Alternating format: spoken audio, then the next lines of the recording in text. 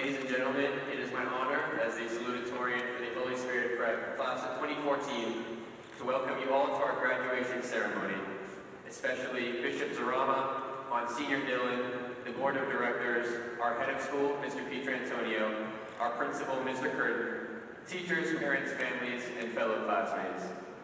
Our grade has accomplished some remarkable things, and we've created a lasting impact on the HSP community. Now, while formalities are nice and sometimes necessary, I don't want to spend too long focusing on the cliches of how phenomenal our grade is, or how handsome and charismatic our head boy thinks the salutatorian speaker is. No, our grade has never been one for formalities, and we've always tended to do things a little differently.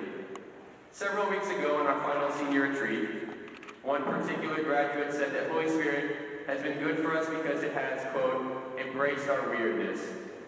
Yes, we're all weird and interesting people, and we make no secret of it. And even though HSP has molded us in many ways, it has also allowed for us to think freely and express ourselves. This may sometimes result in us driving teachers crazy and even making them question their career choice. But it also allows for a group of individuals who make decisions for themselves and are stout in their beliefs, sometimes not even allowing correct facts to get in the way of a stubborn will to succeed. Okay, maybe that last part's not too good, but it's a learning process. Overall, Holy Spirit's openness to the diversity of skills and talents within the class of 2014 has fostered a growth in the body, mind, and spirit of the men and women sitting in the first few rows here today. St. Augustine once said, "The higher your structure is to be, the deeper must be its foundation." And this school has indeed laid a very deep foundation in every aspect of life. And in embracing our various talents, it has allowed us to build ourselves into enormously tall and intricately individualized structures. And as our structures grow, we see the milestones pass by, and as they pass, we count them together. And with all the amazing accomplishments of our grade, it can in fact be easy to lose count. So in the spirit of associating numbers with sentimental value, I've decided to look back at some specific numbers that tell stories about how Holy Spirit has embraced our weirdness, how we have grown together, and how we have succeeded as a class. So my first number, one that is regretfully fresh in the memory of much of the faculty and cleaning staff, 6,000. The number of red solo cups used to blockade the liberal arts building for our senior prank. The coordination and dedication required to buy that many cups together is a beautiful thing, while the employees of the Target on Roswell Road thought that we were just hosting the wildest party of all time. My next number is 11,750. The number of miles we have traveled as a class since 9th grade.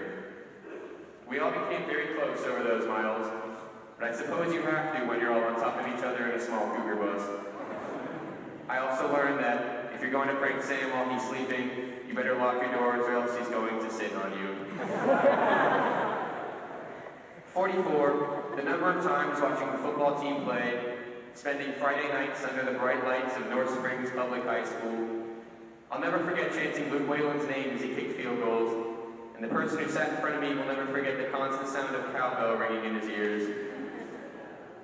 260, the number of hours spent in Mr. Rosenzweig's class. He developed within me a good work ethic and a passion for learning. If you're waiting for a joke, none of my Mr. Rose jokes actually got approved, but in about 90 minutes I'll be more than willing to tell some. Next, 52. The number of graduating seniors here today, ready to complete this chapter of their life and move on to the next. Holy Spirit has certainly added some interesting chapters to our life story so far. Writing it hasn't been easy, especially if you have handwriting like Padre. And I know many of us have been wanting to skim the pages of this story just to get to the part where the main character slays the dragon. But we've all waited long enough, carefully writing each word, and now it's finally time to slay the metaphorical dragon. Holy Spirit has given us the pencil in order to write the next chapter of our lives. And this is no standard yellow number 2 pencil. This is like one of those bendy pencils that you get in the dentist's office. This pencil is special. In fact, there are some other striking similarities between an HSP education and a trip to the dentist's office. In both cases, your mom makes you go, it's a painful experience, but in the end you realize it was actually worthwhile and rewarding. many ways. When writing our life stories, sure, there may be some grammar mistakes here and there, and yes, your English teachers will find some problems with your MLA formatting every now and then. But what's important is that we're all co-authors, and we're all using the same bendy dentist office pencil to write with. So in conclusion, my final number is 1, because there's only one class of 2014, and I'm so proud to have been a part of it. It has been an honor standing amongst you for the past 12 years, and it has been an honor standing before you today. I would also like to take this time to thank all the family members, friends, and faculty sitting here today for helping to form the foundations for success and happiness in these young men and women.